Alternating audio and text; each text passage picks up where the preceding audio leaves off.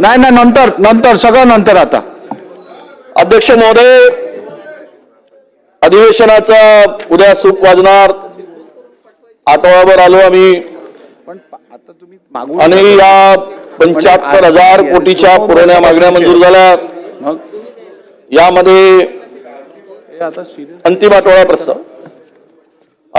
प्रस्ताव आणि विरोधी पक्षाचा प्रस्ताव दोन्ही एकत्रित करून मी बोलतोय आता, कारण आपण हा पूर्ण आज चर्चा करायची आणि उद्याला मुख्यमंत्री उत्तर देतील असं सांगितलं. खरं तर अध्यक्ष महोदय, या सरकारची कामगिरी उत्तम असती. तुम्ही नव्हतात. या सरकारने ज्या पद्धतीनं पुरवणी मागण्यांचा पुरवठा चालत आहे, पण यामध्ये शेतकरी काय दिसला नाही. अध्यक्ष महोदय, खरं तर 75,000 कोटीच्या या मागण्यामध्ये जे जाहीर केलं आहे सरकारनं पॅकेज, मागच्या वेळेस 31,628 कोटीचं पॅकेज जाहीर केलं होतं. अध्यक्ष महोदय, अतिवृष्टी आणि अवकाळीनं नुकसान झाले शेतकऱ्यांच्या संदर्भात. कोरडवाहू शेतकऱ्यांना प्रति हेक्टरी 18,500 रुपये देण्याचं गाजर दाखवलं CS ना बोल आणि प्रत्यक्ष त्यांच्या खात्यामध्ये अध्यक्ष महोदय 8,500 रुपये टाकले गेले. अध्यक्ष महोदय, आणि या मिळवण्यासाठी ज्या अटी टाकल्या, KYC ची अट टाकली, यामध्ये शेतकरी हतबल झालाय. ते पूर्ण होत नाहीत आणि अद्याप अनेक शेतकऱ्यांच्या खात्यामध्ये पैसे मिळत नाहीत. अध्यक्ष महोदय, मी आपल्याला कृषी विभागाला मी कालही म्हणालो 6,000 कोटीची आवश्यकता असताना केवळ 616 कोटी रुपये देऊन तोंडाला पानं पुसण्याचं काम सरकारच्या माध्यमातून झालेलं आहे. आणि 4 महिन्यापूर्वी कृषी समृद्धी योजनेची मोठी घोषणा केली. दादा, पीक विम्याचे शिल्लक पैसे आहेत, जे प्रीमियमचे पैसे आहेत, त्यातून जर यावर्षी 500 कोटी जरी दिले असते तरी ही योजना शेतकऱ्यांच्या एकूण आजच्या परिस्थितीमध्ये त्याला मदतीसाठी प्रचंड मोठा फायदा झाला असता. अध्यक्ष महोदय, परंतु या कृषी समृद्धी योजनेला जे प्रीमियम आहे पीक विम्याचा शिल्लक शेतकऱ्यांना, ते सुद्धा पैसे आपल्याकडे दिले नाही. मग ते पैसे टाकणार कुठे? तुम्ही कुठे वळवत आहेत? 5,000 कोटी रुपये शिल्लक आहेत, ते कुणाकडे जाणार आहेत? शेतकऱ्यांच्या हक्काचे पैसे आहेत ते, आणि तुमच्याकडे पैसे नाहीत. तुम्ही घोषणा केली 4 महिन्यापूर्वी, आम्ही दर वर्षाला 5,000 कोटी रुपये देऊ. त्या योजनेचं काय झालं? मुख्यमंत्री महोदयांनी घोषणा केल्याचं 5 वर्षामध्ये 25,000 कोटी रुपये खर्च करणार होते. शेतकऱ्यांना तुम्ही गृहीत धरून काहीतरी भोकणाबाजी करून, भाषण करून वेळ मारून देण्याचं विदर्भामध्ये काम होतं का? अध्यक्ष महोदय, 500 कोटी रुपये जर आता दिले असते तर ही योजना पूर्णत्वाने सुरू झाली असती. अध्यक्ष महोदय, पण दुर्दैवानं यामध्ये या अधिवेशनात शेतकऱ्यांच्या पदरामध्ये काही मिळालं नाही. आणि आता 2.5 महिने उरले असताना कृषीसाठी अर्थसंकल्पीय तरतूदच्या केवळ दादा 34% फक्त खर्च आला. साहेब, 34%. ही अनास्था कशासाठी शेतकऱ्यांप्रती? 2.5 महिने शिल्लक आहेत. बजेटवरच्या एकूण तरतुदीच्या 34% जर खर्च होत असेल तर शेतकरी तुमच्या लेखी आहे का? शेतकरी तुमच्या नजरेपुढे आहे का? शेतकऱ्याला मदत करण्याची तुमची मानसिकता आहे का या सरकारची? हे या ठिकाणी दिसतंय. अध्यक्ष महोदय, सोयाबीन असेल, धान असेल, कापूस, कुठे हमी भाव मिळतोय या शेतकऱ्यांना? कुठल्याही ठिकाणी नाही. मी काल सोयाबीन दाखवलं. अध्यक्ष महोदय, चांगल्या प्रतीचा सोयाबीन रिजेक्ट केला जातोय आणि व्यापारी ते 3,500-4 हजारामध्ये खरेदी करतायत. कुठे गेला हमी भाव? सोयाबीनला हमी भाव मिळत नाही, कापसाला हमी भावानं खरेदी होत नाही. काल मात्र काहीतरी 23 क्विंटल हेक्टरीची घोषणा माननीय मुख्यमंत्र्यांच्याकडून झाली.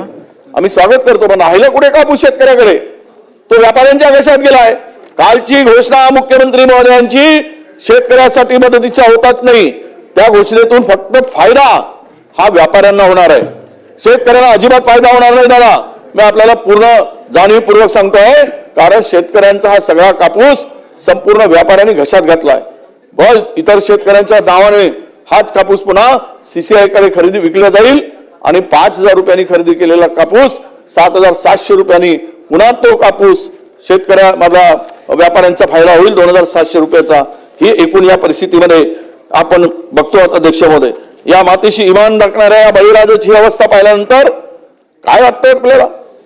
कुठलीही योजना सक्षमपणे राबवण्यासाठी किमान शेतमाती सोडून द्या, पण शेतकऱ्यासाठी असलेला बजेट तरी पूर्ण करा. आज 2.5 महिने शिल्लक आहेत. तुम्ही फार आपण सगळेजण चर्चा करतो शेतकऱ्यांच्या संदर्भात. 2.5 महिने शिल्लक असताना 34% बजेटच्या कृषीच्या बजेटचा जर खर्च होत असेल तर शेतकऱ्याच्या संदर्भात आपली भूमिका त्या बळीराजाला मारण्याची आहे, बळीराजाला संपवण्याची आहे, हे या ठिकाणी अध्यक्ष महोदय दिसून येत आहे. म्हणून आपल्याला विनंती आहे या प्रस्तावाच्या निमित्तानं की जर या योजना घोषित केलेल्या ज्या काही घोषणा आहेत त्या पद्धतीनं आपण या ठिकाणी का विदर्भातील लोकांना देऊन जावं. अध्यक्ष महोदय, राज्यात किमान दररोज 8 शेतकरी आत्महत्या करतोय. 1 जानेवारी 2025 ते 31 ऑगस्ट 2025 या 8 महिन्यामध्ये विदर्भ आणि मराठवाड्यामध्ये 1183 शेतकऱ्यांनी आत्महत्या केली. आणि ऑक्टोबर मध्ये जाहीर झालेले पॅकेज याचा कुठे गेला, काय उपयोग झाला का? का शेतकरी आत्महत्या करतोय? काहीतरी अंतर्मुख करून आपल्याला याचा विचार करावा लागेल. म्हणजे मी सांगितलं पॅकेजची घोषणा झाली पण शेतकऱ्यांच्या पदरात फक्त 8,500 रुपये पडले.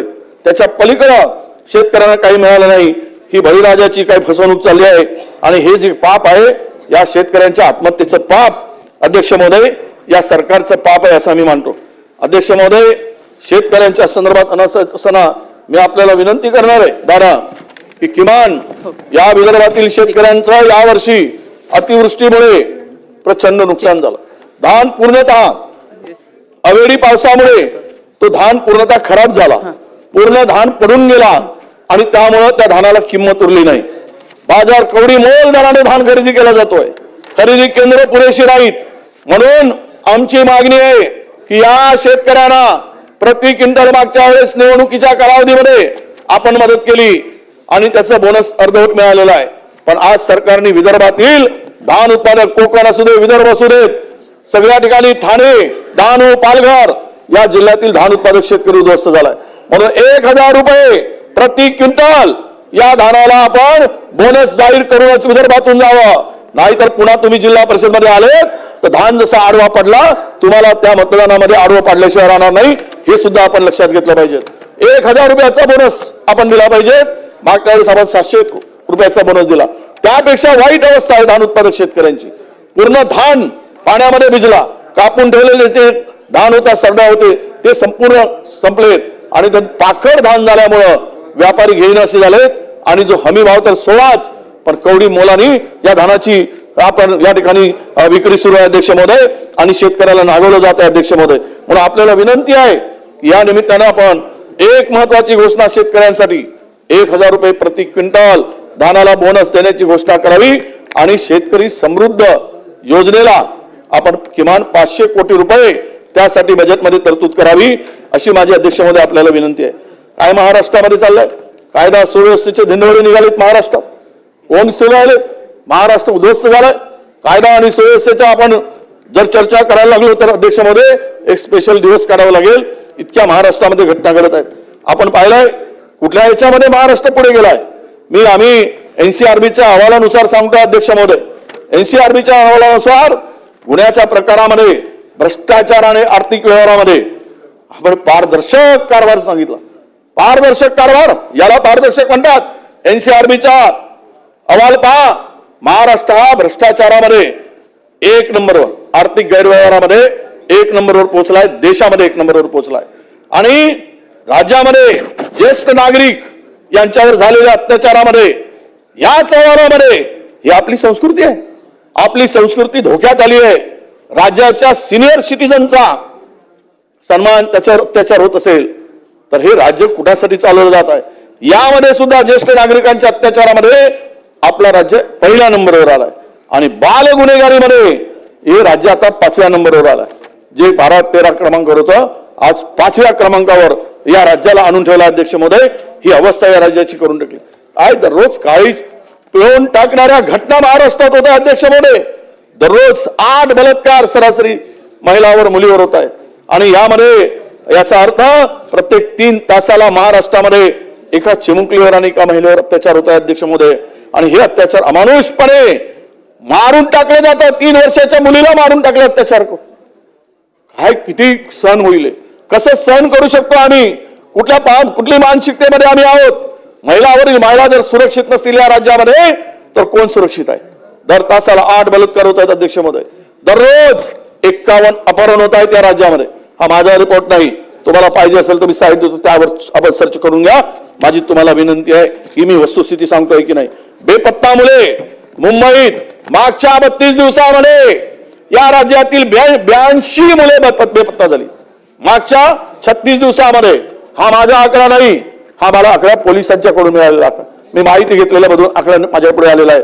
आणि यामध्ये आपल्याला सांगतो अध्यक्ष महोदय, मुंबई पोलिसांकडून मिळालेल्या माहितीनुसार जून ते डिसेंबर पहिल्या आठवड्यापर्यंत डिसेंबरच्या 370हून अधिक अल्पवयीन मुले बेपत्ता झाली आहेत.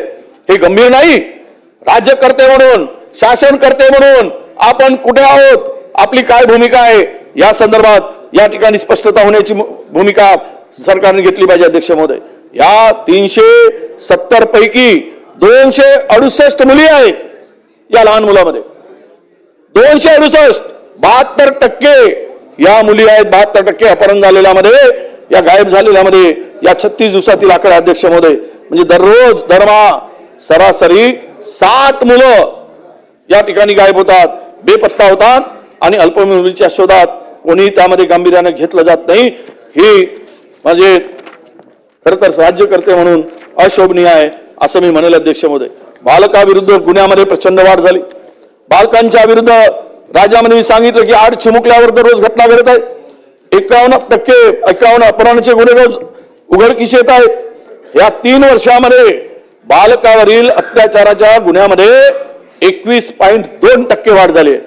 21.2% आणि 2023 मध्ये 21,802 गुन्हे नोंदवण्यात आले आहेत. म्हणजेच तुम्ही बघाल तर कोणत्या मोठ्या प्रमाण आहे. मी तुम्हाला आकडेवारीनुसार सांगेल अध्यक्ष महोदय की वर्ष 2021 मध्ये 2319 असलेली बलात्कार प्रकरणाची संख्या आता 2023 मध्ये 2811 वर पोहोचली. म्हणजेच 21% वाढ झाली. तर अपहरण व पळवून नेण्याच्या गुन्ह्यामध्ये 15,555 वरून 18,695 म्हणजेच 20% वाढ झाली. या बालकाविरुद्धच्या विरोधात गुन्ह्यामध्ये ही प्रचंड वाढ महाराष्ट्राला अधोगतीकडे नेणारी आहे असाच याचा अर्थ होत आहे. अध्यक्ष महोदय, आणि म्हणून मी आपल्याला या पुढे जाऊन 2021 ते 2025 पर्यंत राज्यात 37,000 अशा प्रकारचे गुन्हे दाखल झाले आणि रोज 24 अल्पवयीन मुलीची छेड काढली जाते, तिच्यावर अत्याचार केला जातो. बृहन्मुंबईत सर्वाधिक गुन्हेगारात शहर व जिल्ह्यांचा समावेश जर आपण पाहिला तर यामध्ये सगळ्यात घटना बृहन्मुंबईमध्ये घडलेल्या घटना आहेत. अध्यक्ष महोदय, 2025 या वर्षातही आतापर्यंत या शहरामध्ये 1007 गुन्हे दाखल झाले आहेत. पोक्सो अंतर्गत 18 वर्षाखालील मुलीची छेड काढणे, अत्याचार केला तर बाललैंगिक अत्याचार म्हणजे पोक्सो अंतर्गत पोलीस ठाण्यामध्ये गुन्हा दाखल केला जातो. हे 2021च्या तुलनेत 3,500पेक्षा अधिक पटीनं याच्यामध्ये वाढ झाली. अध्यक्ष महोदय, हे फार NCRBच्या आकड्यानुसार नॅशनल क्राईम रेकॉर्ड्स ब्युरो यानुसार या देशभरामध्ये झालेल्या 63,609 मृत्यूपैकी महाराष्ट्रामध्ये 21,310 इतकी आकस्मिक मृत्यूची नोंद आहे. म्हणजे देशातील प्रत्येक तिसरा आकस्मिक मृत्यू हा महाराष्ट्रात होतोय. हा वाटा राज्याचा देशभरामध्ये 33.5% आहे. यामध्ये देशातील आकस्मिक मृत्यूच्या घटनांमध्ये महाराष्ट्र आता पहिल्या क्रमांकावर पोहोचला आहे. महाराष्ट्रामध्ये मुलाविरुद्ध गुन्हेगारी वाढली. 2023 मध्ये दररोज सरासरी 61 पेक्षा जास्त गुन्हे घडतात. अध्यक्ष महोदय, दररोज 45 मृत्यू हे शासन आपल्या दारी नव्हे, यम आपल्या दारी म्हणायची पाळी आली आहे. एवढा हा सगळा प्रकार वाढलाय. यम आपल्या दारी आलाय, शासन आपल्या दारी नाही आहे. कारण जे जर गुन्ह्याचं प्रमाण पाहतोय राज्यात दररोज 45 लोकांचा रस्त्यावर मृत्यू होत असेल तर वर्षाला 16,000 पेक्षा अधिक आपण अपघातात आपल्या माणसांचे जीव गमवत आहोत. लोकांना जीव गमवावा लागत आहे. हे या राज्य सरकारच्या निष्क्रियतेमुळे महाराष्ट्राचे रस्ते सगळे मृत्यूचे सापळे झाले आहेत. अशी अवस्था महाराष्ट्रामध्ये या सगळ्या परिस्थितीमध्ये झाली. अध्यक्ष महोदय, 3 वर्षामध्ये या एका बाजूला गुन्हेगारीचा महापूर आहे आणि दुसऱ्या बाजूला पोलीस दलाची भिंतच खिळखिळी करण्याचं काम चाललेलं आहे. पूर्ण खिळखिळी झाली आहे. आकडेवारीनुसार धक्कादायक आहे. 3 वर्षात 5.49% वाढ. 2019 ते 2022 या केवळ 3 वर्षात राज्यात गुन्हेगारीमध्ये तब्बल 29,570 गुन्ह्यांनी वाढ झाली आहे. हे चित्र स्पष्ट करत आहे की सरकार गुन्हेगारी रोखण्यात पूर्णपणे अपयशी ठरला आहे. गुन्हेगारी रोखण्यात सरकारची यामध्ये नामुष्की आहे. ह्या सरकारला अपयश आलं आहे असाच त्याचा अर्थ होतो. देशामध्ये पोलीस दलातील प्रचंड रिक्त पद आहेत. राज्यात 33,328 पोलिसांची पदं रिक्त आहेत. कधी भरणार आहात? आज 1 लाख व्यक्तीच्या मागे अध्यक्ष महोदय जर सरासरी काढला तर तो आपण 172 पोलीस या ठिकाणी कार्यरत आहे. 2022 मधील आकडेवारी पाहिली, एकूण गुन्हे 5,29,800 होती 2022 मध्ये. आणि गुन्हेगारीचा खरं तर फार मोठा चढता आलेखच समजावं लागेल. आणि पोलिसांची एकूण संख्या 2,21,529 आहे. सध्या कार्यरत पोलीस म्हणजे मंजूर संख्या 2,21,559 आहे. कार्यरत पोलीस फक्त 1,98,000 आहे. म्हणजेच 33,228 ही पोलिसांची आता आपल्याकडे रिक्त पद आहेत. हा फार मोठा आकडा आहे. यामध्येच आपण समजतो की 1 लाख लोकसंख्येमागे 172 केवळ पोलीस आहेत. म्हणजेच पोलिसावर प्रचंड ताण आणि पोलीस दल सक्षम की हतबल अशा प्रकारची परिस्थिती राज्यावर आज आणली आहे. गृह खात्यावर आहे. अध्यक्ष महोदय, अर्थसंकल्पीय तरतूद आणि आपण पाहतोय की पोलीस विभागाला दिलेल्या याच्यामध्ये 78% निधी हा केवळ पोलिसावर खर्च होतो. मग तरी पण या खर्चावर 78% जर पोलीस खात्यावर खर्च होत असेल तरी पण सुविधाचा अभाव काय? एकूण निधी असूनही 71,000 पोलीस कर्मचारी शासकीय निवासापासून वंचित आहेत. याचाच अर्थ जनतेच्या रक्षणाची जबाबदारी ज्यांच्यावर आहे त्यांच्या डोक्यावर अद्याप छप्पर सुद्धा नाही. आज जर 71,000 पोलिसांना घरं मिळू शकत नाहीत तर पोलिसांची दुरावस्था, त्या विभागाची दुरावस्था या आकडेवारीवरून महाराष्ट्राला नक्की समजेल. ही दयनीय अवस्था या ठिकाणी अध्यक्ष महोदय मी सांगितलं. बाल अत्याचारांची वाढती विश्ववल्ली आता महाराष्ट्रामध्ये प्रचंड फोफावत चालली आहे. कोणी गांभीर्याने घेत नाही. एक बलात्कार झाला की लोकांना विसरून जातात. पण ह्या बलात्कारांची आणि लहान मुलीवर अत्याचारांची मालिका सुरू आहे. काय सरकार म्हणून गांभीर्याने घेणार की नाही, की असंच चालू ठेवणार? गुन्हेगारांना संरक्षण देणार आहात का? गुन्हेगारांच्या पाठीशी सरकार उभं झाल्यासारखं वागत असेल तर या गुन्हेगारीवर ब्रेक कसा लागेल अध्यक्ष महोदय?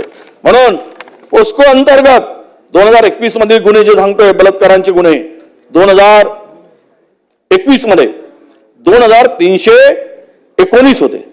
आणि यामध्ये आता 2023 मध्ये 2,811 म्हणजेच 21.2% वाढ झाली. अपहरण करणे आणि पळून नेणे 15,555 गुन्हे 2021 मध्ये होते. आता 18,695 झाले. म्हणजे 20.2% वाढ झाली. एकूण बाल अत्याचार 17,988 होते 21 मध्ये आणि 2023 मध्ये 21,802 म्हणजेच हे 21.2% इथे सुद्धा वाढ झाली. हे महाराष्ट्राच्या संस्कृतीला, महाराष्ट्र सरकारला, काम करणाऱ्या लोकांना हे शोभनीय आहे का की अशोभनीय आहे या ठिकाणी सांगितलं पाहिजे अध्यक्ष महोदय. तरुण तर बर्बाद होत चालले. विदर्भ उद्ध्वस्त होत चाललाय. पुण्यावरून ड्रग्स येत आहेत. MD येतो आहे. काल परवा 4,000 कोटीचा MD पकडला गेला. अधिवेशनामध्ये सुद्धा मोठ्या प्रमाणात 178 किलो गांजा पकडला गेला. हा कुठून येतो आहे MD? कुणाला संरक्षण आहे या संदर्भात? नवी पिढी अध्यक्ष महोदय पूर्णतः उद्ध्वस्त होत चालली आहे महाराष्ट्रामध्ये. हे अधिवेशन काळामध्ये जर 36 किलो अंमली पदार्थ पकडण्यात जात असेल तर किती भयावह आहे याचा सुद्धा विचार सरकार म्हणून आपण केलं पाहिजे. कारण शहरामध्ये मोठ्या प्रमाणामध्ये MD आणि गांजा यांनी पूर्णतः विळखा घातलाय. ते उडता बिहार सारखं म्हणतात. कुठून येतो एवढा मोठा ड्रग्स? ही परिस्थिती अध्यक्ष महोदय मी सांगितलं की गेल्या 11 महिन्यात जवळपास 4,500 कोटीचा हा MD जप्त करण्यात आला. 4,500 कोटीचा महाराष्ट्रामध्ये हा अधिकृत पकडलेला आहे, जो जप्त केलेला आहे. आणि जर त्यामध्ये सापडला नसेल तर तो किती मोठा जाळा या तरुण पिढीला शालेय महाविद्यालयाच्या मागे खुलेआम MD विकला जात आहे. आणि पोलीस हप्ते घेत आहेत. जबाबदारीने सांगतो आपल्याला, पोलिसांच्या हप्तेखोरीमुळे तरुण पिढी महाराष्ट्रातली उद्ध्वस्त होत आहे. अरे याचं पाप तरी कधी फेडाल तुम्ही? ही वस्तुस्थिती या राज्यामध्ये आणून ठेवली अध्यक्ष महोदय. इतकं पाप चाललं आहे म्हणून आमची विनंती अध्यक्ष महोदय की कधी उपाययोजना करणार आपण याच्यामध्ये. मुंबई पुण्याप्रमाणे ही क्रेज आता आपल्या नागपूरमध्ये विदर्भामध्ये वाढली आहे. विदर्भामध्ये कधी नव्हती पण आता ह्यामध्ये सुरुवात प्रचंड झालेली अध्यक्ष महोदय. गेल्या वर्षी अंमली पदार्थ विरोधी पथकानं केलेल्या 404 प्रकरणामध्ये 3,43,18,000 रुपयाचा अंमली पदार्थ जप्त केला आहे. नागपुरामध्ये गांजा मध्य प्रदेशातून येतो, छत्तीसगडमधून येतो आणि एमडी तस्करी मुंबईत होताना दिसते अध्यक्ष महोदय. दोन्ही ठिकाणून याला रोखण्याचं काम नाही. पोलिसाकडे यंत्रणा नाही, आपल्या यंत्रणा कुचकामी ठरले आहेत, आपली यंत्रणा काम करू शकत नाही. एवढ्या मोठ्या प्रमाणामध्ये जर अशा प्रकारे ड्रग्स विकले जात असतील आणि तरुणांना उद्ध्वस्त केलं जात असेल तर मला वाटतं की यामध्ये जे आरोपी अटक केली जाते, सोडून दिले जाते. मुख्य आका तो बाहेर असतो. जे याचे प्रमुख आहेत त्यांना कारवाईच होत नाही. मी प्रचंड सांगतो अंमली पदार्थाच्या या पथकांच्या किंवा त्या विभागाचे फूड अँड ड्रग्स विभागाचे हप्ते बांधलेले आहेत. हप्ते प्रत्येक जिल्ह्यात हप्ते बांधले आहेत आणि हप्ते बांधून खालून वरपर्यंत संत्र्यापासून मंत्र्यापर्यंत हे हप्ते बांधले गेलेले आहेत. आणि याची माहिती माझ्याकडे आहे. सांगावं सरकारने माहिती पाहिजेत, मी माहिती देईल. माझ्याकडे या संदर्भातले पुरावे आहेत अध्यक्ष महोदय. मी आपल्याला सांगतो यावर काय कारवाई करणार आहोत आपण. हा विदर्भ उद्ध्वस्त होताना ड्रग्स मध्ये आणि एमडी मध्ये अंमली पदार्थामध्ये आपण यामध्ये कारवाई केली पाहिजे. अध्यक्ष महोदय, वाशिम मालेगाव हा तर गुटख्याचा अड्डा झालेला आहे. 4 आरोपीला अटक केली पण त्याचा मुख्य आरोपी पोलिसांना पैसे देऊन अद्यापही मोकाट फिरत आहे. हे या ठिकाणचे चित्र आहे अध्यक्ष महोदय.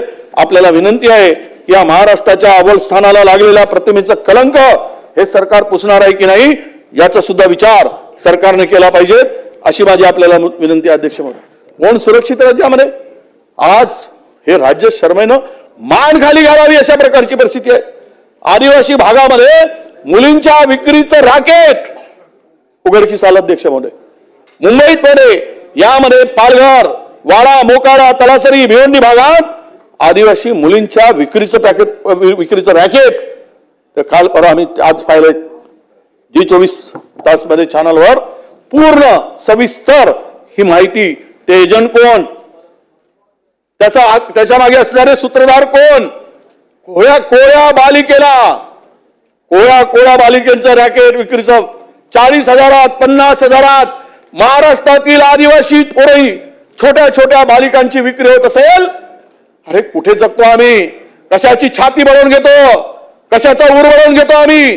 जर राज्यामध्ये तरुण छोट्या छोट्या बालिकेना विक्री केली जात असेल या भागामध्ये मुलींच्या विक्रीसाठी हे राकेट पूर्णपणे कार्यरत आहे अध्यक्ष महोदय. दलाल, वीट भट्टी मालक असतील, दुकानदार, टेलर आपण पाहिलं अध्यक्ष महोदय. मागच्या 2 वर्षापूर्वी यवतमाळ जिल्ह्यातील पाड्यावर, बंजाराच्या पाड्यावर कोळ्या पोरींचं कशा प्रकारे शोषण केलं जात होतं. काय कुठे आहे गरिबी, श्रीमंती, कुठे विकास? त्या भागातली गरिबी पाहिल्यानंतर छोट्या छोट्या मुली या नराधमांच्या बळी का पडल्या?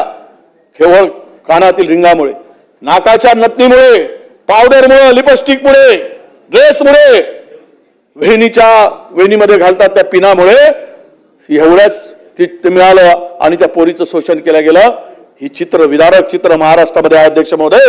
म्हणून आपल्याला विनंती आहे माझी की आपण हात जोडून विनंती अध्यक्ष महोदय, सरकारला यातून सद्बुद्धी मिळाली पाहिजे. आदिवासी मुलींचं या मुली हेरले जातात. या एक साखळी आहे. पहिली साखळी मुली खरेदी करणाऱ्यांच्या संपर्कात येते. दुसरी साखळी विक्री योग्य मुली तपासलं जातं आणि पहिल्या साखळीत असलेला मुख्य दलाल असतानाच त्याला मोठी रक्कम मिळते आणि दुसऱ्या साखळीतले बहुतांश दलाल हे आदिवासी समाजातील तरुणांना हेरलं जातं. बेरोजगारीमुळे, त्यांच्या हाताला काम नसल्यामुळे, त्यांच्या हाताला कुठेही रोजगार नसल्यामुळे या स्वतःच्या समाजाच्या पोरींना उद्ध्वस्त करण्याचं पाप त्या तरुणांना करावं लागतं. आणि तरी पण सरकारचं लक्ष जात नसेल तरी फार मोठं दुर्दैव अध्यक्ष महोदय. या किमान मुलींना 2 वेळा खाण्यापिण्याची सोय नाही, काबाड कष्ट करून शाळा सोडलेल्या मुली, कामगार असणारे आदिवासी मुली यांचं आयुष्य उद्ध्वस्त करण्याचं काम भाववाडा, भिवंडी या परिसरामध्ये अध्यक्ष महोदय केलं जात आहे. मला वाटतं की आपण यामध्ये खरंच लक्ष घालण्याची आवश्यकता आहे. कुपोषण तर आहेच, पण आपल्याला एक सांगतो, पुण्यामध्ये दादा आदिवासी मुलींच्या वसतिगृहामध्ये मुली ज्यावेळेस सुट्टी जातात, घरी जातात, परत मुली आले की त्या मुलींची UTR टेस्ट केली जाते अध्यक्ष, म्हणजे प्रेग्नन्सी टेस्ट केली जाते आणि त्याशिवाय त्या मुलींना प्रवेश दिला जात नाही. त्या मुली घरी जातात म्हणजे वाईट काम करायसाठी जातात आदिवासी मुली. काय चाललंय? आदिवासी मुलींच्या संदर्भात इतकं असंवेदनशील झालो आम्ही, आमच्या संवेदना संपले. त्या आदिवासी विभागामधून मुली सुट्टीमध्ये गेल्या की आल्याबरोबर UTR टेस्ट करते जातात, कपडे उतरवले जातात, त्या मुलींना छेडखानी केल्यासारखा केसवाणा प्रकार. त्याचा रिपोर्ट आहे, मी पाठवतो आपल्याकडे अध्यक्ष महोदय, UTR टेस्ट केल्याचा रिपोर्ट पाठवतो. साहेब दादा, तुमच्या पुण्यातली घटना ही महाराष्ट्रामध्ये अनेक वसतिगृहामध्ये शासकीय घडत असेल, पण ते पुण्यातलं प्रकरण समोर आलं, हे अत्यंत वेदनादायक आहे. म्हणून आपल्याला माझी विनंती आहे की यामध्ये आपण नक्कीच या UPT टेस्ट जी आहे ती केली, जी आहे ती युरिन जे आपला जी टेस्ट आहे त्याचा पुरावा आहे अध्यक्ष महोदया. हे UPT टेस्ट, युरिन प्रेग्नन्सी टेस्टची, हे माझ्याकडे रिपोर्ट आहे, त्याच ठिकाणी केले गेलेलं हा रिपोर्ट आहे, फार गंभीर आहे. आणि म्हणून अहो साहेब, आमच्या दादांना सांगू द्या, पुण्यातली घटना आहे, तुम्ही मग काम करा जरा. आम्ही विरोधी पक्ष बोलतो, आम्हाला थोडासा हे ज्या वेदना आहेत ना मांडू द्या. साहेब विदर्भातलं तुम्ही आहात म्हणून जरा सांगतो, काम होईल ना, दादांना जाऊन काम करा ना तिकडे. दादा काम करणारेच आहेत, तिथे बसले काय, इथे बसले काय. म्हणून तुम्हाला विनंती आहे अध्यक्ष महोदया, हा रिपोर्ट आहे, हा अत्यंत गंभीर रिपोर्ट आहे, फार सिरियस आहे. हे कोणाच्या कुठल्या नियमात आहे असं ही टेस्ट करून घेणं, हे UPT टेस्ट करणं कुठल्या नियमात आहे, कुठल्या कायद्यात आहे? माझी मागणी आहे, ही टेस्ट करणारे जे कोणी अधिकारी असतील, त्या हॉस्टेलचे कोणाचा आदेश आहे त्याच्यावर कारवाई झाली पाहिजे, त्याचं उत्तर सरकारकडून मिळालं पाहिजे. त्या कोळ्या पोरी शिकायला येतात आणि त्यांना या पद्धतीने सामोरं जावं लागतं. म्हणून म्हणतो आपल्याला अध्यक्ष महोदया की आपल्याला विनंती आहे, या संदर्भात सुद्धा चौकशी होण्याची आवश्यकता आहे. कुपोषणाने तर, आणि या ठिकाणी खरं म्हणजे SIT दादा आपण स्थापन करून ही सगळी प्रकरणाची चौकशी केली पाहिजे. फार सगळ्या आदिवासी मध्ये मुलींच्या मध्ये या आश्रमशाळामध्ये स्थापन करा आणि असे प्रकार पुन्हा होता कामा नयेत. जो दोषी असेल त्याच्यावर कारवाई करण्याची आवश्यकता आहे अध्यक्ष महोदय. म्हणून मला आपल्याला विनंती करायची की सरकारने याच्याकडे गंभीर्याने घेतलं पाहिजे आणि SIT सुद्धा स्थापन करण्याची आवश्यकता आहे. कुपोषणामुळे राज्यात या मागील 5 वर्षामध्ये एकूण झालेले 14,526 बालमृत्यू झाले आणि विकास झाला म्हणून आपण जर डोल भरवत असू तर मग हा दिवाखालचा अंधार नाही. कुपोषणामध्ये जर इतक्या मोठ्या प्रमाणामध्ये आपण हे सगळं पाहिलं, दुसरीकडे गेल्या 3 वर्षामध्ये जर कुपोषणामध्ये 14,526 बालमृत्यूचं प्रकार झालं आणि यामध्ये मुंबई, पुणे, अमरावती, नागपूर, अकोला, यवतमाळ, छत्रपती संभाजीनगर या जिल्ह्यांचा समावेश आहे अध्यक्ष महोदय. आपल्याला सांगतोय 0 ते 1 वयोगटातील हे जी नवजात बालक आहेत, नवजात बालक 46,669 बालकांचा, नवजात बालकांचा मृत्यू झाला या 3 वर्षामध्ये. आणि कुपोषणामध्ये हे 14,226 हे कुपोषणामध्ये झालेले मृत्यू आहेत. हा मृत्यूचा आकडा बघता या राज्यामधील कुठली अर्थव्यवस्था मजबूत होत चालली, कुठली व्यवस्था मजबूत होत चालली, कुणाला याचा फायदा होत चालला, कोण यामध्ये सुखी आहे, अशा प्रकारची परिस्थिती या राज्यामध्ये निर्माण झाली अध्यक्ष महोदय. मी आपल्याला विनंती करतो आहे की ह्या सगळ्यामध्ये आपण गांभीर्याने लक्ष घातलं पाहिजे. आरोग्य विभागाची तर फारच वाईट अवस्था आहे. आपण पाहिलंय पावसाळ्यात गडचिरोली जिल्ह्यामध्ये आमचे राज्याचे मुख्यमंत्री पालकमंत्री आहे, या गर्भवती महिलेला 6 किलोमीटर 5 किलोमीटर ॲम्ब्युलन्स नाही, रस्ता नाही, म्हणून यात एक त्याला पालखी करून बांधून ज्या पद्धतीने नेलाय त्या डिलिव्हरीसाठी झोडीमध्ये टाकून आणि पायी नदी ओलांडून, नाला ओलांडून, जीव धोक्यात घालून त्या गर्भवती असलेल्या महिलांच्या बाळंतपणासाठी पळावं लागलं आणि दुर्दैवानं तिथे गेल्यानंतर उशीर झाल्यामुळे त्या महिलेचा आणि बालकाचा मृत्यू झाला. हे कोणासाठी भूषणाव आहे, कोणासाठी अभिमानाची बाब आहे. गडचिरोली सारख्या जिल्ह्यामध्ये आपण फार मोठ्या प्रगतीच्या गोष्टी करतोय. मेळघाटामध्ये तेच प्रकार आहे. अनेक ठिकाणी रस्त्यांचा प्रश्न आहे, अनेक ठिकाणी आरोग्याचा प्रश्न आहे. मोठ्या प्रमाणामध्ये खुलेआम बनावट औषधीचा सुळसुळाट झालाय, पकडल्या गेलेत, कारवाई नाही, अद्यापही कारवाई होत नाही अध्यक्ष महोदय. आणि म्हणून आपल्याला विनंती आहे, बनावट औषधीचा रॅकेट उद्ध्वस्त करण्यासाठी एक विशेष यंत्रणा आपल्याला आता कामात लावावी लागेल. प्रत्येक ठिकाणी बनावट औषधी प्रत्येक ठिकाणी सापडली जात आहे. एक्सपायरी डेट झालेली औषधीचा पुरवठा होत आहे. इथे कुणाचंच काही कंट्रोल राहिलेलं नाही यामध्ये. म्हणून आपल्याला या ठिकाणी लक्ष घालण्याची आवश्यकता आहे असं माझं मत आहे. अध्यक्ष महोदय, आपल्याला एक सांगतो की आपण बघा कसं केलं जातं या आरोग्य विभागात, काय धिंडवडे निघाले. एक नाशिकचे CS आहेत डॉक्टर चारू दत्त शिंदे. मी यांना या संदर्भात आबिटकर साहेबांना पत्र पण दिलं, माननीय मंत्री महोदयांना, की 9/11/2025 ला पत्र दिलं. यांच्यावर काय आरोप आहेत? वैद्यकीय बिले मंजूर करण्यासाठी हे करणं. पण विशेष म्हणजे यांच्यावर SCBची कारवाई झाली. आता SCBची कारवाई झाल्यावर तो व्यक्ती तिथे कसा राहू शकतो? त्यांनी नंदुरबार आणि नाशिकमध्ये CS असताना बनावट करोडो रुपयांची बिलं काढली म्हणून त्याच्यावर ठपका आहे. 4 कोटी रुपयाचा भ्रष्टाचार केला बोगस बिलं काढून, म्हणून SCBने त्याच्यावर कारवाई प्रस्तावित केली आहे, कारवाई केलेली आहे. अशा या चारू दत्त शिंदेला का बदली होत नाही? कुणाचा नातेवाईक हा, कुणाचा जावई आहे, त्यामुळे याची बदली होत नाही. उद्या कुंभमेळ्याचे 500 कोटीचा त्या बजेट आहे. त्या 500 कोटीतून याला लुटण्यासाठी, कुंभमेळ्यामध्ये डुबकी मारण्यासाठी पैशाच्या यासाठी या नालायक अधिकाऱ्याला ठेवलाय. कशासाठी ठेवलाय याला नालायकाला? ज्याच्यावर एवढा मोठा गंभीर आरोप आहे, त्याच्यावर SCBची चौकशी झाली आहे. याने अनधिकृत बिलं काढली. अधीनस्थ अधिकारी व कर्मचाऱ्यांशी बिलं काढताना दबाव टाकतो, धाक दाखवतो, धपटतो, अशा प्रकारचे याच्यावर आरोप आहे. वैद्यकीय महाविद्यालय प्रशासनास कोणत्याही प्रकारचा अजिबात सहकार्य करत नाही. अनेक प्रामाणिक अधिकाऱ्याला शासनाला न कळवता हा काही अधिकाऱ्यावर गुन्हे दाखल करून टाकले याने खाली कर्मचाऱ्यावर. जर तो त्याच्या दबावात नाही आला तर त्याच्या विरुद्ध रिपोर्ट देतो आणि ह्या ब्लॅक लिस्टेड कंपन्यांबरोबर संगनमत करून याने निविदा राबवली म्हणून SCBची याच्यावर कारवाई झाली. आता SCBची कारवाई झालेला नाशिक मधला अधिकारी हा शिंदे याच्यावर कारवाई होऊच नाही, त्याला तिथेच ठेवावी. ही तुमची पारदर्शकता, ही तुमची इमानदारी आरोग्याप्रती, हे तुमचे बेमानी नाही, याला पाठीशी घालण्याचा प्रकार नाही. कुणाचा नातेवाईक? सत्ताधारी पक्षातील एखाद्या आमदार खासदाराचा नातेवाईक म्हणून त्याला मोकळे रान द्यायचं चोरीसाठी, त्याला खुली छूट द्यायची, जा खा, जेवढं चरायचं असेल चर, जनावर म्हणून आम्ही तुझ्या पाठीशी आहोत, हे सांगायचा प्रयत्न आहे. याला तातडीनं तिथून हलवलं पाहिजेत आणि कारवाई केली पाहिजे अशी आमची मागणी आहे. अध्यक्ष महोदय, हा पालघर जिल्ह्यामध्ये ग्रामीण रुग्णालयातील गंभीर एक प्रकरण आपल्याला माहित आहे. प्रीती जाधव हिची जी मृत्यू झाला, बालिकेचा आणि आईचा, दोघांचाही मृत्यू झाला. ही महिला गरोदर होती. ही खरं म्हणजे हत्याच आहे.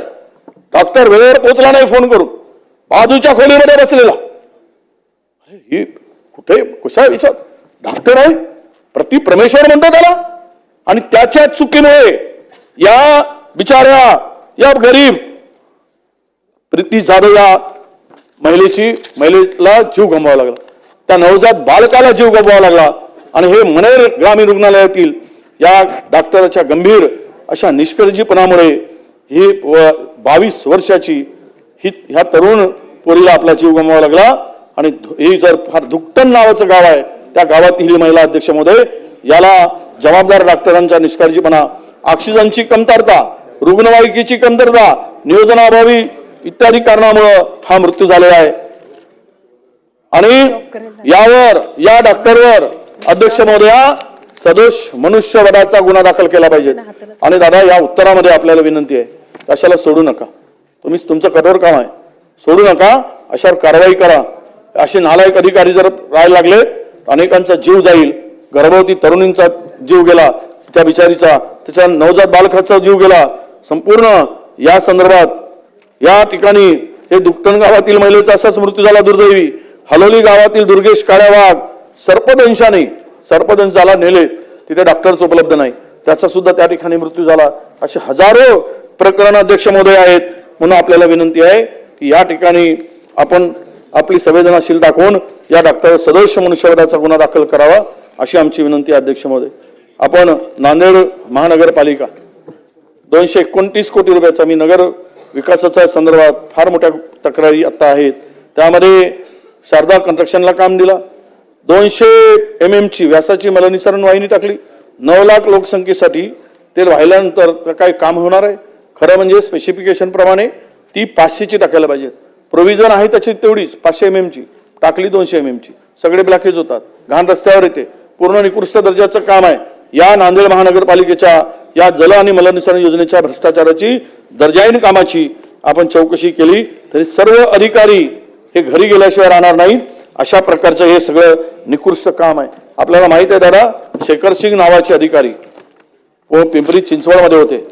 त्यांनी तो DPR तयार करताना तुम्हाला माहित आहे सगळं, म्हणजे तुम्हाला माहित असेल की नाही मला मी तुमच्या डायरेक्ट म्हणू शकत नाही, पण यांच्या काळातील जे धंदे झाले ते अत्यंत गंभीर आहेत. अध्यक्ष महोदय, इंद्रायणी नदी सुधार प्रकल्पामध्ये 40 कोटीचं टेंडर होतं. आता त्यांना त्यामध्ये पूर्णतः भ्रष्टाचार केला, काम केलंच नाही. ज्या नदीचा प्रवाह जो ओरिजिनल होता तो बदलवून तिथे ती जमीन दुसऱ्याला देऊन नदीचा प्रवाह बदलवून DPR मध्ये प्रोजेक्ट दाखवलं. फार मोठे पैसे लागलेत त्याने, असा त्यांच्यावर आरोप आहे. अनेक तक्रारी, माझ्याकडे 5-6 तक्रारी त्या संदर्भातल्या आहेत. मी सर्व आता मानत बसत नाही कारण खूप उशीर होईल. पण या अशा भ्रष्ट अधिकाऱ्याला पुन्हा कुंभमेळ्यामध्ये पाठवलं, ज्याच्यावर गंभीर स्वरूपाचे आरोप आहेत. या शेखर सिंगवर यांनी भ्रष्टाचार केल्याचे आरोप आहेत, TDR घोटाळा केल्याचे आरोप आहेत पिंपरी चिंचवडचे. याच्याबरोबर असलेला तो अधिकारी प्रदीप जांभळे हा अतिरिक्त आयुक्त, यांच्या संगनमतानं हे सर्व झालेलं आहे. आणि कोटीच्या कामाची म्हणजे अतिरिक्त आयुक्तांनी तर 1 कोटीच्या कामाची शक्कल लढवून 40 कोटी रुपये खर्च दाखवलाय. 40 कोटी रुपये ही बातमी आहे. या बातमीची तपासणी केली आणि त्यानंतर आमच्याकडे माहिती आली हे काम झालेलं आहे. ते फार तर आता नव्याच्या प्रमाणे 2-2.5 कोटीचं काम झालं असेल, पण 37 कोटी काही रुपयाची बिलं या ठिकाणी काढले गेलेत. एका वर्षामध्ये यांनी 262 कोटी पेक्षा अधिकचे कामं केली, पण प्रत्येक काम 1 कोटीचा काढला गेला. 262 कोटीचं काम, 262 कोटीचे कामही पूर्ण मॅनेज करून दिले. 262 कोटी 1 कोटीचा एक काम असू शकतो. खिलाफत वाटली 4-5 लोकांना आणि पाना याच्यातून प्रचंड ही यामध्ये अध्यक्ष महोदय यांनी भ्रष्टाचार केला. आता त्यांना नाशिकच्या कुंभमेळ्यामध्ये इथून लुटला, तिथे जाऊन आता लूट. जेवढं खाता येईल तेवढं खा, बिनधास्त राहा, आमचा आशीर्वाद आहे, द्या आशीर्वाद त्याच्यावर, ठेवा डोक्यावर हात.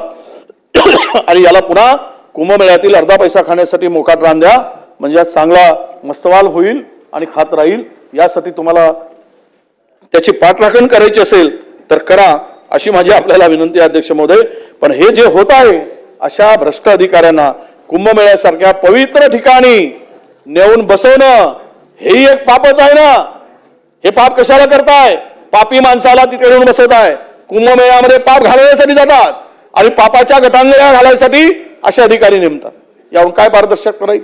25,055 कोटीचा तुम्ही कुंभमेळ्याचा हे केला, आनंद आहे. कोणी म्हणाले की साधू संत काय झाडावर राहतील? कापा झाडं, तपवून साफ करा, आमचं काही म्हणणं नाही. किती झाडं लावायचे तुम्ही सांगितलेत, लावणार आहे. ते वाढतील कधी, होईल कधी? अरे तुम्हाला कुंभमेळा भरवण्याला कोणी? पण झाडं कापून साफ करून कुंभमेळा, आणि त्याच्यावर झाडं कापायसाठी 200 कोटी रुपयाची तरतूद. हे नव्यानं हे 200 कोटी लागतात झाडं कापायला, झाडं साफ करायला, की तुम्हाला खायसाठी पाहिजे होते ती झाडं कापायची? ह्यामध्ये असे जर अधिकारी जातील तर मी सांगतो अध्यक्ष महोदय, फार वाईट परिस्थितीला राज्याला सामोरं जावं लागेल आणि यातून अधिक भ्रष्टाचार वाढण्याला यामध्ये संधी नव्या उपलब्ध होतील. म्हणून आपल्याला विनंती आहे की हे सगळं प्रकरण पाहता यामध्ये सरकारने गांभीर्यानं याची माहिती घेऊन कारवाई करण्याची आवश्यकता आहे अध्यक्ष महोदय. अध्यक्ष महोदय, एक पुन्हा प्रकरण अन्न व नागरी पुरवठा विभागात सार्वजनिक वितरण व्यवस्थांतर्गत प्रचंड गोंधळ चाललेला आहे. एक निविदा वितरण व्यवस्थेची काढली गेली. आज 2 वर्षापासून 3 वर्ष झाले. खरं म्हणजे मुख्यमंत्री महोदयांनी सांगितलं की कुठलाही या निविदेचा टेंडर करताना 6 महिन्याच्या पूर्वी या टेंडरची प्रक्रिया पार पाडा. 2-3 वर्ष झाले टेंडरची प्रक्रियाच पार पाडत नाही, त्यालाच मुदतवाढ दिली जाते आणि पैसे वसूल केले जातात. या वितरणमध्ये अन्न व नागरी पुरवठा विभागामध्ये कोण हा माणूस आहे ज्याला महाराष्ट्राचं कंत्राट दिलाय? कशी काय मुदतवाढ देते 3-3 वर्ष? हा गैरप्रकार नाही, हा भ्रष्टाचार नाही. मुख्यमंत्री सांगून जर ते काम होत नसेल तर ती कुणाची दादागिरी आहे, कुणाची बस्ती आहे? कुणाच्या इशाऱ्यावर एवढी बस्ती आली आहे की बिना टेंडरने 3-3 वर्ष एका ठेकेदाराला काम देत आहे, मुदत संपून गेल्यावर? याचा अर्थ स्पष्ट आहे, याचा अर्थ स्पष्ट आहे की मुख्यमंत्र्याचा धाक उरला काय या सगळ्या गैरप्रकारला रोखण्यामध्ये? का मुख्यमंत्री कमी पडत आहेत हे सगळा भ्रष्टाचार थांबवण्यामध्ये? क्लिअर कट सांगितलं की हे होता कामा नये, तरी पण या वितरण व्यवस्थेतील भ्रष्टाचार कधी संपणार आहे? आदिवासी विभागामध्ये तर प्रचंड भ्रष्टाचार झाला अध्यक्ष महोदय. 8,000 क्विंटल तांदूळ मागच्या वर्षीचा धान अजूनही त्या ऐरी विभागामध्ये पडलेला आहे. तो राजूर नावाचा माणूस उपव्यवस्थापक संगणमत करून तिथला धान उचलू देत. उचललेला धान आहे. गोंदियाचे 2 राईस मिल आहेत. त्या राईस मिलनी त्याला मागितलं माहिती, इलेक्ट्रिकचं बिल दाखवा.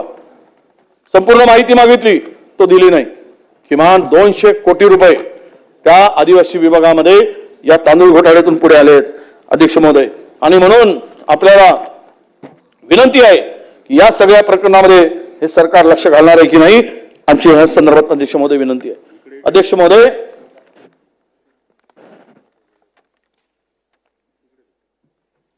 अध्यक्ष महोदय, हे सगळं पाहता आपल्याला विनंती आहे अध्यक्ष महोदय की एकूण या भ्रष्टाचाराला पांघरून घालण्याचं काम सरकारकडून होतंय का, हा खरा प्रश्न अध्यक्ष महोदय. यामध्ये MIDC मधला भ्रष्टाचार आहे काय. आपल्याला महाराष्ट्र स्टेट इंडस्ट्रियल क्लस्टर डेव्हलपमेंटमध्ये MSI CDP मध्ये अंतर्गत जी कामं, जे नागेवाडी फेज 3 मध्ये जो सम्यक स्पायसेस क्लस्टर निर्माण केला 2018 मध्ये, यामध्ये सुकाणू समितीने घेतलेला मंजूर असणे, निर्णय असणे, मंजुरीनंतर त्या कारणासाठी क्लस्टर घालणे गरजेचे होते. पण त्यांनी संपूर्ण जमीन बिल्डिंग साहित्य संचालक मंडळाने परस्पर संपूर्ण ते सम्यक स्पायसेसने सर्व जमीन, बिल्डिंग, साहित्य सर्व विकून टाकलाय आणि त्यामध्ये भ्रष्टाचार केला. जालना MIDC मध्ये सुद्धा MIDC फेज 3 मध्ये क्रमांक P2 मधील सम्यक स्पायसेस क्लस्टरची तातडीने आपल्याला चौकशी करावी लागेल. ज्या पर्पजसाठी जमीन दिली, ज्यासाठी हा प्रोग्राम होता, तो पूर्णतः धुळीत मिसळून यांनी जवळपास 3,000 स्क्वेअर फीटचे प्लॉट सम्यक स्पायसेसने 2018ला सुरू केलाय. आणि याबाबत सुकाणी समितीने घेतलेला निर्णय तो आहे, तो सुद्धा बदलून टाकला. मंजुरीसाठी ज्या कारणासाठी क्लस्टर साहित्य मंडळाने दिले ते परस्पर विकून टाकलेत. आणि ह्यामध्ये प्रचंड मोठ्या प्रमाणामध्ये रोड ग्रेवर, प्रिंटिंग मशीन इत्यादी संपूर्ण विल्हेवाट लावून क्लस्टरचे सर्व साहित्याची वार्षिक देखभाल दुरुस्तीची मुदत संपली असताना सुद्धा हे साहित्य धुळकात पडलं आहे. आणि कामही करून न करता पैसे उचलल्याची माहिती अध्यक्ष महोदय या ठिकाणी आमच्याकडे आहे. मी सांगितलं की पिंपरी चिंचवड औद्योगिक क्षेत्रात महिला उद्योजकांना सामूहिक गटासाठी भूखंड क्रमांक BGP 107 हा भूखंड होता. तो शैक्षणिक संस्थेस वाटप करण्यासाठी जे निविदा प्रक्रिया रद्द करून नियमबाह्य पद्धतीने संबंधित अधिकार केलेला आहे. यामुळं या पुणे भूखंडामध्ये BGP 107 पिंपरी औद्योगिक क्षेत्रात महिला उद्योजक गटासाठी भोसरी पुणे या संस्थेत असलेला प्लॉट निविदेद्वारे एका शैक्षणिक संस्थेसाठी दिलेला आहे. हे अत्यंत गंभीर आहे. रिझर्व याच्यासाठी होता, दिला गेलेला होता. ती संस्था कोणाची याचा उल्लेख इथे केला पाहिजे. ही संस्थेला का मदत करतायत, या संस्थेसाठी एवढा आटाटोप काय आहे की ज्या महिला उद्योजकांना माल बांधण्याची गोष्ट केली गेली. 10 माल बांधतो म्हणून सांगितले, 10 मालला 20 कोटी रुपये प्रत्येक मालसाठी देऊ म्हणून सांगितले त्यांच्या व्यवसायासाठी. आणि दुसरीकडे त्यांना दिलेला प्लॉट निविदा काढून दुसऱ्याला वाटण्याचे धंदे होत असतील. अरे किती खाणार, किती पचवणार, काही मर्यादा आहेत की नाही, याला काही मर्यादा आहेत. भ्रष्टाचाराला, भूखंड वाटपाला, संपूर्ण भूखंड वाटपाचं काम सुरू झालंय. एक उदाहरण देतो मी अध्यक्ष महोदय आपल्याला.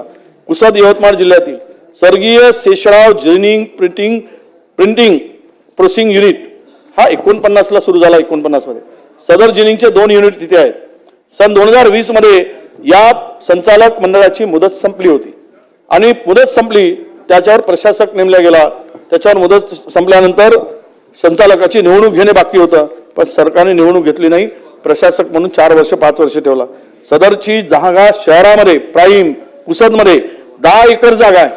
10 एकर जागा जे DDRच्या अध्यक्षतेखाली जे संचालक मंडळ होतं, त्या संचालक मंडळाने परस्पर ही जागा 500 कोटीची जागा विकून टाकली. 30 कोटीमध्ये 500 कोटीची जागा 30 कोटीमध्ये विकली. खरं म्हणजे यांना अधिकार आहे? यांना कुठला अधिकार दिला या ऍडमिनिस्ट्रेटरला?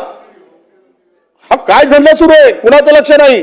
आणि ज्या नावाने जागा घेतली त्या नावाने जागा केवळ पहिल्यांदा घेत असताना 30 कोटीमध्ये हा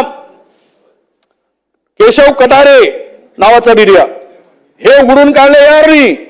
आणि एआरनी तक्रार दिली की हे नियमबाह्य होत आहे. त्या एआरनी धमकी एअरला यवतमाळच्या माजी आमदाराच्या भावाने जाऊन घरात जाऊन धमकी दिली. तुला मारून टाकू, तुझे चमडे काढू, तुला ठोकून देऊ. त्यांनी पोलीस अधीक्षकाकडे रिपोर्ट द्यायसाठी गेला. तो AR ची रिपोर्ट यवतमाळच्या पोलीस अधीक्षकांनी दबावपोटी घेतली नाही आणि ज्या कंपनीच्या नावाने सदर जागा ही शासनाने दिली त्या कंपनीने लगेच महिनाभरात यवतमाळच्या माजी आमदाराच्या भावाच्या नावाने ट्रान्सफर करून घेतली. 500 कोटी रुपये. हा येरावर नावाचा माणूस आहे, त्यांनी ती जागा घेतली. अध्यक्ष महोदय, हा प्रचंड मोठा भ्रष्टाचार या ठिकाणी झाल्याचा अध्यक्ष महोदय आपल्या निदर्शनास आणून देतोय. हे गाव आणि हा कटारे आणि ते सगळे मिळून DDR मिळून ही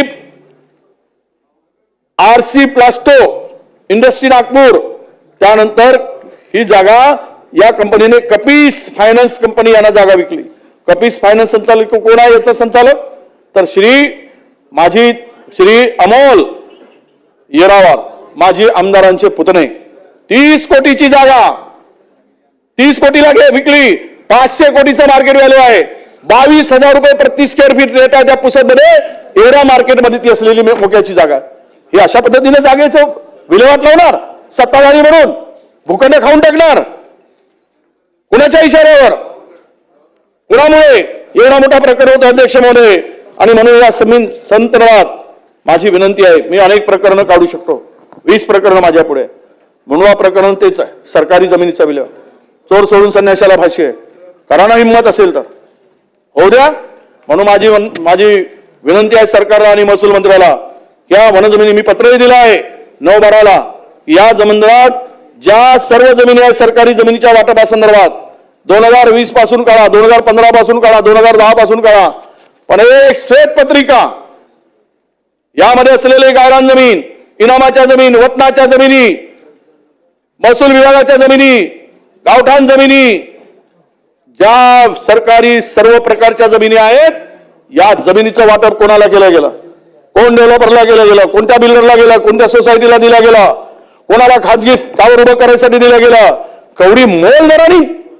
महाराष्ट्रामधील आतापर्यंत 10 लाख कोटीच्या जमिनी गेल्या 10 वर्षामध्ये विल्हेवाट लावली आहे. 10 लाख कोटीच्या जमिनी धनधान्यांना, सरकारी लोकांना, सरकारी व्यवस्थेमध्ये असणाऱ्या सत्ताधाऱ्यांना. काय प्रकार आहे?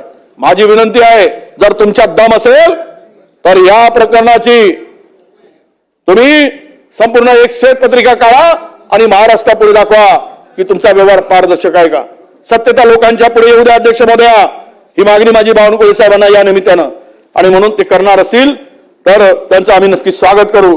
पण काम त्यांनी दाखवलं पाहिजे आपल्या कामातून, हे प्रकरण कशा पद्धतीनं आहे. अध्यक्ष महोदया, या ठिकाणी मुंडवाचं प्रकरण झालं. आता आम्हाला कोणी विचारतात पत्रकार येऊन, तुम्ही मुंडवा प्रकरण काय केलं, काय झालं? 1% वाल्याला आतमध्ये, 99% वाले बाहेर. काहीच दोष नाही त्यांचा, नाही आहे, बिलकुल दोष नाही. अधिकाऱ्यांचाच दोष आहे. कोणीतरी सांगितलं अधिकाऱ्यांचाच दोष आहे.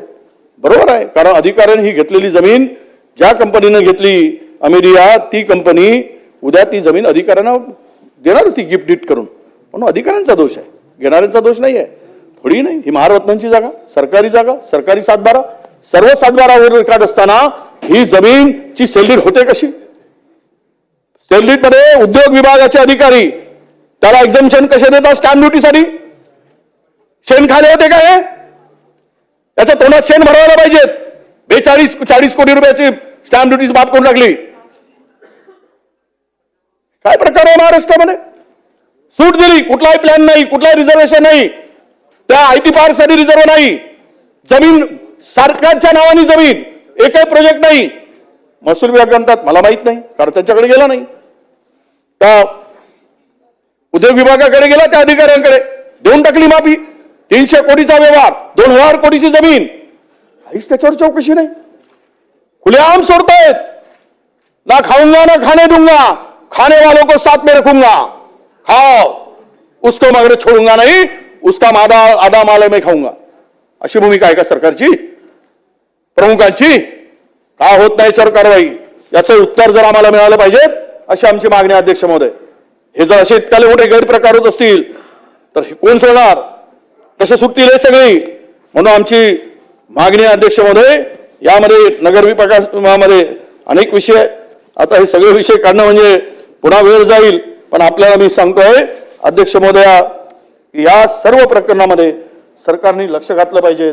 आम्ही जे गांभीर्यानं सांगितलंय की आज आपल्याला एक चेतन दिवाण नावाच्या प्राध्यापक आहे, पत्रकार आहे, त्यांनी जी माहिती मागितली की यामध्ये आपल्याला एक प्रश्न खरं म्हणजे इतका मोठा की टेलिमानस प्रकल्पाचा प्रश्न मार्गी लावण्यासाठी सभागृहामध्ये हा मुद्दा उपस्थित आम्ही काय करण्याचा प्रयत्न केला होता अध्यक्ष महोदय.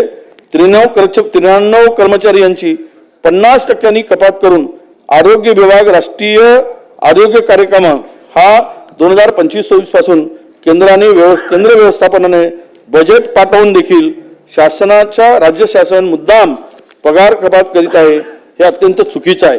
हे कर्मचारी अत्यंत या ठिकाणी प्रामाणिकपणे काम करतायत आणि त्यावरून त्यांचे कपात करणं आणि राज्य सरकारची भूमिका त्या संदर्भात कुठेही नसणं हे फार दुर्दैवी असं म्हणतो. हे या संदर्भात सरकारनं लक्ष घातलं पाहिजे अशी आमची आपल्याला मागणी आहे अध्यक्ष महोदय, आपल्याला विनंती आहे. मी एक शेवटची विनंती करतो की आपण या संदर्भात आम्ही एक शेवटची विनंती अध्यक्ष महोदया की भ्रष्टाचाराची परिसीमा काय आहे. पंढरपूर ते मोहोळ हा राष्ट्रीय महामार्ग पालखी क्रमांक 965 या रस्त्याचे 59 किलोमीटरचे काम निघाले अध्यक्ष महोदय. साधारण या कामाची प्रक्रिया अशी असते की केंद्रीय स्तरावर रस्ते निर्माण करण्याचा जो निर्णय होतो, मार्ग घडतो, त्यासाठी आवश्यक असणारे भूसंपादन करण्यासंबंधीचे सर्व निर्णय संबंधित राज्य खात्याला दिले जातात अध्यक्ष महोदय. महसूल विभागाकडून हे भूसंपादन केलं जातं खात्याकडे, अर्थात हे खातं बावनकुळे साहेबांच्याकडे आहे. फार चांगलं काम करतायत, चांगले निर्णय धडाडीचे घेतलेत. पण या चंद्रपूर महामार्गाच्या पालखी क्रमांक 965 49 किलोमीटरचा रस्ता आणि पुणेर गावातून हा रस्ता साधारण 1.5 ते 2 किलोमीटर जातो अध्यक्ष महोदय. फक्त 1.5 ते 2 किलोमीटर या गावातून जातो. आणि या गावातून जाणाऱ्या या रस्त्यावर अध्यक्ष महोदय आपल्याला सांगतो म्हणजे यामध्ये एक आहे चरण चौरे, जो एका पक्षाचा जिल्हा प्रमुख आहे. दुसरा आहे रमेश माने, हा दुसऱ्या पक्षाचा सरचिटणीस आहे. पुणेर गावात एकूण 70 लोक अशा पद्धतीनं दुबार तिबार पद्धतीनं लाभार्थी आहेत. म्हणजे एकच लाभार्थी, त्याला 70 लोकांना दुबार तिबार पद्धतीनं त्याला लाभ दिलाय. पहिला लाभ जमिनीच्या संदर्भात हा मध्ये सचिन ढोले नावाचा आणि हा एक अधिकारी आहे, हा प्रांत अधिकारी यांनी हे सर्व रचलं आहे. आणि तुम्हाला सांगू या सर्वांमध्ये एकूण या 49 किलोमीटर मधील या फक्त 1.5 ते 2 किलोमीटरवर अध्यक्ष महोदय 110 कोटी रुपये भूसंपादनासाठी खर्च केले. 110. माहिती घ्या काय भ्रष्टाचाराची परिसीमा, भ्रष्टाचाराच्या मर्यादा उसळल्या ओलांडल्या, कुठल्या स्टेजवर हा भ्रष्टाचार गेलेला आहे. आणि हे सर्वांनी मिळून दुबार तिबार लाभ घेतला. पहिले जमिनीचा लाभ, मग झाडे लावले, मग त्याला एने केले म्हणून दाखवलं. तोच 7-12, तोच हे या 70 असे लोक दुबार तिबार पद्धतीने आहेत की ज्यांची सगळ्यांची माहिती नीट संकलन केली असता. हे आता मी इथे नाव कारण 57चा नोटीस दिला नाही, पण मी नाव घेऊ शकत नाही. परंतु एक सांगतो आपल्याला, या संपूर्ण या प्रकरणाची सरकारनं चौकशी केली पाहिजे. आणि या महसूल मंत्र्यांची मुख्यसमिती या प्रकाराला आहे का, या गैरप्रकाराला आहे का, कारण त्यांचंही नाव घेतलं जातं की तुम्ही त्यांना पाठीशी घातलं म्हणून महसूल मंत्र्यांनी. म्हणून महसूल मंत्र्यांनी खुलासा केला पाहिजे. अशा गंभीर प्रकरणी जर त्यांच्यावर एवढा गंभीर आरोप होत असेल, 70 लोकांना दुबार तिबार पद्धतीनं मोबदला दिला जात असेल, 1.5 एकरच्या लँड एक्विजिशनसाठी 110 कोटी रुपये मोजले जात असतील, तर सरकारच्या तिजोरीत काय राहील? अंबाडीचा भुरका काय राहील? सगळंच लुटून खाल्यावर डाकू चोर लोटेरे सगळे 10 टाकतील आणि साफ करतील ओरबडून खात्यावर. हे आवडून खाण्याचा प्रकार आहे. 110 कोटी रुपये लागतात 1.5 किलोमीटरसाठी लँड एक्विजिशनसाठी.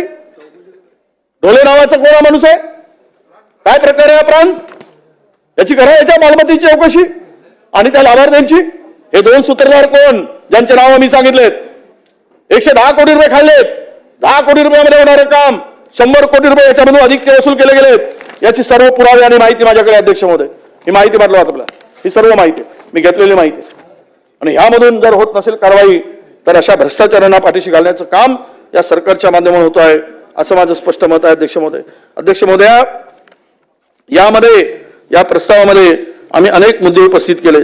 आज ओबीसीचा मुद्दा, काल 126 कोटी रुपये आमच्या महाज्योतीला मिळत नाही, पोरांचे स्टायपंड मिळत नाही, त्या PhDच्या लाभधारकांचे का मिळत नाही?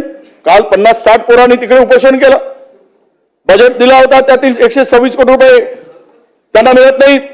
दुसरा एक कहर सांगतो अध्यक्ष महोदया, राजस्थानच्या एका कंपनीला नीट आणि JEE साठी 40 कोटी रुपये दिलेत कोटाच्या कंपनीला, तेही कशासाठी? ऑनलाईन शिक्षणासाठी. आता ऑनलाईन मध्ये हेच काम 3,500 पोरांसाठी महाराष्ट्रातील कंपन्यांनी हेच काम केवळ 5 कोटी मध्ये केलं. आणि त्या संबंध असताना फार स्वच्छ कारभार, कोण कोट्याची कंपनी लागली, 3,500 पोरांना ऑनलाईन हेच काम भारतीने 1,000 पोरांना ऑफलाईन पद्धतीनं प्रशिक्षणासाठी फक्त 5 कोटी मोजलेत. आणि 40 कोटी रुपये अरे ओबीसीच्या रक्ताचं पाणी करायला निघालं, ओबीसीचं खायला निघालं. हा भ्रष्टाचार आहे, याची चौकशी झाली पाहिजे. कोणत्या काय संबंध राजस्थानचा? इथला सोडून इथल्या संस्थांना काय मिळत होता? पूर्णतः बोगस काम, पूर्णतः. आणि ऑनलाईन त्या कोटाच्यासाठी 40 कोटीचा टेंडर सिंगल माणसाला भारतीमध्ये नाही झाला, पार्टीमध्ये नाही झाला. सावरकर साहेब, जरा आपण विनंती आहे आपल्याला, लक्ष घाला. ओबीसी मध्ये लूट चालली, म्हणजे ह्या पद्धतीने जर कारभार होत असेल अत्यंत वेदनादायी आहे अध्यक्ष महोदय. म्हणून आपल्याला माझी विनंती आहे की आम्ही अनेक विषयावर या ठिकाणी प्रकाश घातला. मी आपल्याला सांगतोय अध्यक्ष महोदया की यामध्ये या प्रस्तावामध्ये जे आम्ही सांगितलं की जे विषय यामध्ये मांडल्या गेलेत अध्यक्ष महोदया, मी मांडलेले आहेत, त्यामध्ये आपल्याकडून न्याय मिळेल अशी अपेक्षा आहे. शेतकऱ्यांचं संपूर्ण उद्ध्वस्त होत चाललाय शेतकरी, त्याला खरंच सांगतो कुठलाच हमीभाव मिळत नाही. 2014 मध्ये युरियाला 265 रुपये 50 किलोची बॅग मिळत होती, आज 450 रुपये युरियाची बॅग झाली. 450 रुपये. 470 रुपयाला DAP ची बॅग मिळत होती, आज 1450 रुपये DAP ची बॅग झाली. 150 रुपये 2014ला माणूस मिळत होता नोकरीला, 200 रुपयाला. 150 रुपयानं महिला कामाला येत होती, आज 500 रुपयाला माणूस आणि 300 रुपये महिलांची रोजी झाली. 60 रुपयाचा 65 रुपयाचा डिझेल 100 रुपयावर गेला. शेतीचा खर्च डबलपेक्षा तिप्पट झाला, डबलपेक्षा तिप्पट. हमी भाव डबल, उत्पादनाला भाव देऊ, 1.5 पट देऊ, 2 पट देऊ, 2.5 पट देऊ. आणि आज मात्र त्यांना जो दर मिळत आहे, डोळ्यात अश्रू आहेत, ते अश्रू तुम्हाला पाप म्हणून शाप म्हणून लागतील, एवढा डोळ्यात शेतकऱ्यांच्या अश्रू अध्यक्ष महोदय. हे सगळे भाव वाढत असताना हमी भाव मात्र वाढत नाही. राज्य सरकारने शिफारस केली म्हणे, पण त्यांनी तो भाव वाढवून दिला नाही. हे जर सर्व पाहता मला वाटतं की शेतकरी उद्ध्वस्त होण्यापासून त्याला वाचवण्याची गरज आहे. आणि ते वाचवण्यासाठी आपल्याला विनंती आहे, आपण जर या ठिकाणी जर बघा, आजच सकाळी मी ड्रग्सचा विषय सांगितला होता, तो विषय राहिला होता माझ्याकडून. आज सकाळी 5 वाजता सातारा जिल्ह्यातील जावळी तालुक्यातील सावरी गावात मुंबई क्राईमने धाड टाकून ड्रग्स निर्मितीचा कारखानाच पकडला. यवतमाळमध्ये ड्रग्स निर्मितीचाच कारखाना पकडला आणि कारवाई केली. इथून नक्की किती ड्रग्स आणि बाहेर पडलं आणि हा कारभार सुरू होता त्यावेळेस SP ना या ठिकाणी नमकी काय मिळालं, मुंबई ब्रांचने काय हाती लागला आणि सर्व ऑन रेकॉर्ड घेतल्या का गेलं नाही, हे संपूर्ण अनुत्तरित प्रश्न आहे. आज सकाळी अजिबात प्रसार माध्यमांकडे माहिती नाही, प्रसार माध्यमापासून लपवून हा कारखान्यावर धाड टाकली गेली, पकडल्या गेला, मोठ्या प्रमाणात ड्रग्स पकडल्या गेला. पण गृहमंत्र्यांनी सभागृहाच्या पटलावर ही वस्तुस्थिती माहिती ठेवली पाहिजे. हा ड्रग्स उद्ध्वस्त करणारा ड्रग्स असल्यामुळे माझी काही मागणी आहे विदर्भाच्या माध्यमातून.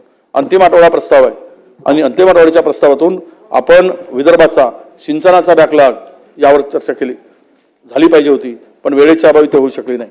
आमचा आर्थिक बॅकलॉग संपला, पण भौतिक बॅकलॉग अजूनही आमचा संपलेला नाही. आपला आर्थिक जरी तुम्ही पैसे दिलेत, कारण दर वाढलेत, पर हेक्टरी दर वाढलेत सिंचनाचे, त्यामध्ये आज आम्हाला ती आवश्यकता आहे.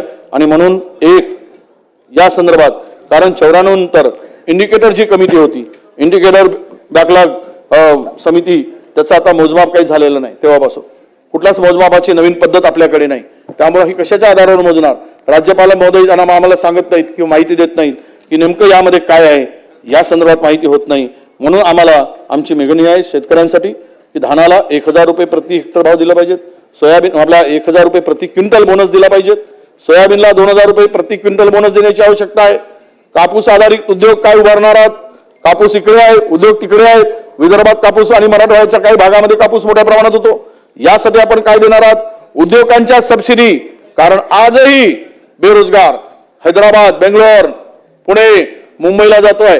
विदर्भात रोजगाराच्या तरुणांच्या हाताला, सुशिक्षित बेरोजगाराला, इंजिनियरला कुठलाच काम नाही. MBA झालेले पोरं कुठलाच हाताला काम नाही, नोकरीच्या शोधात तिकडे जावं लागतं. हे आमचं यश आहे, हे आम्ही विदर्भाने मिळवलं आहे.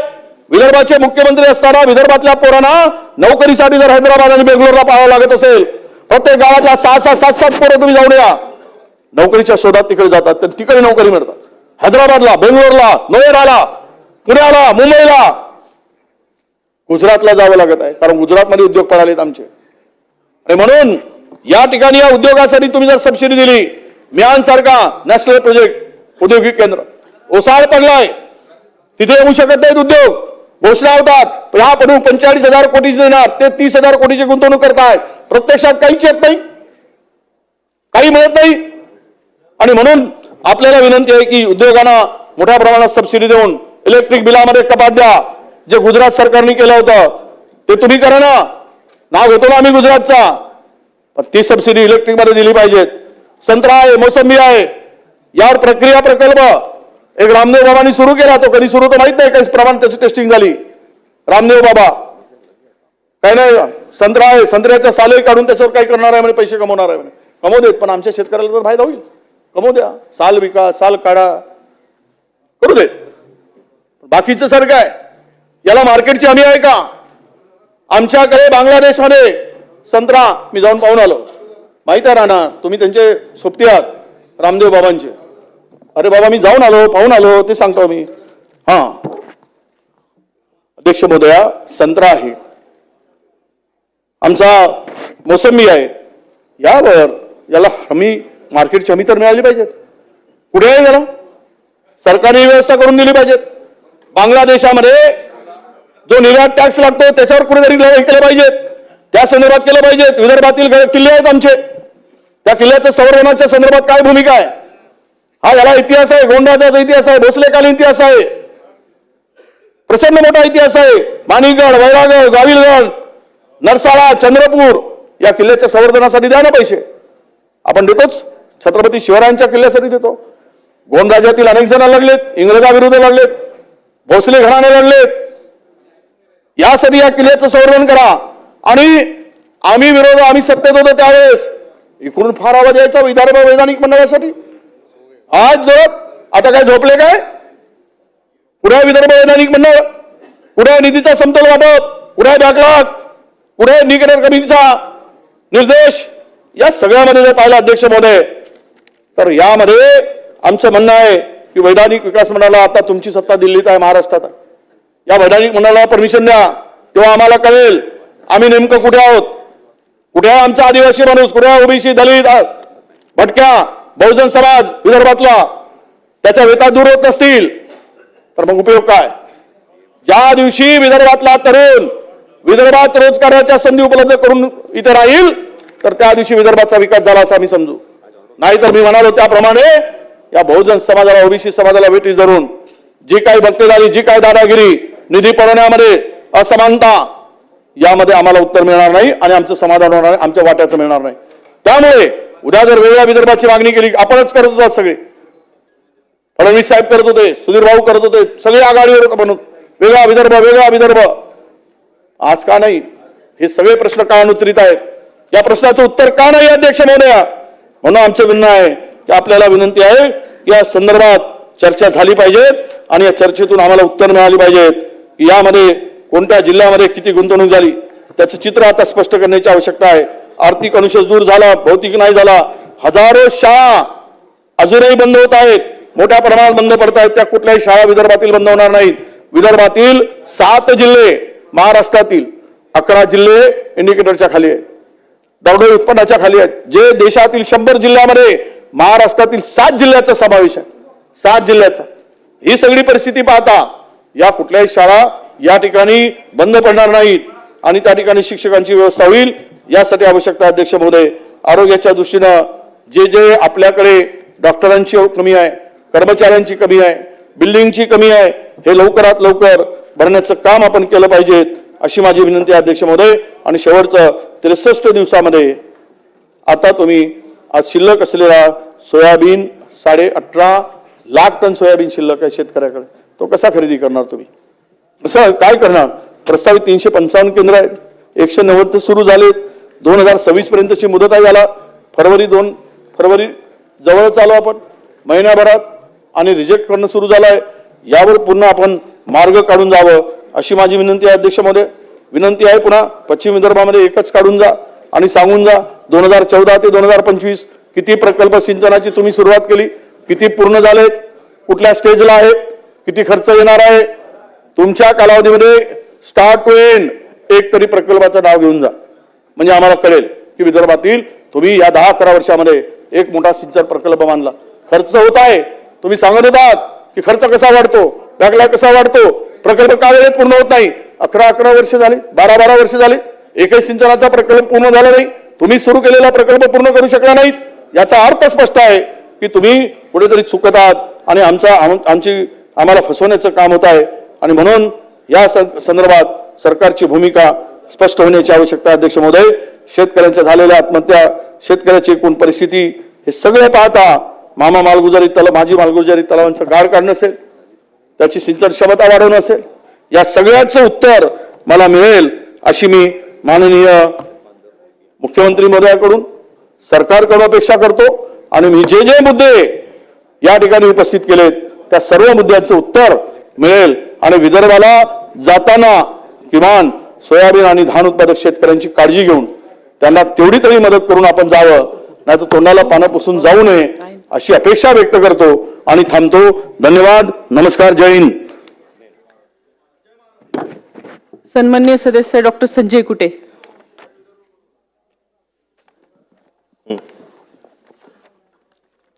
अध्यक्ष महोदय,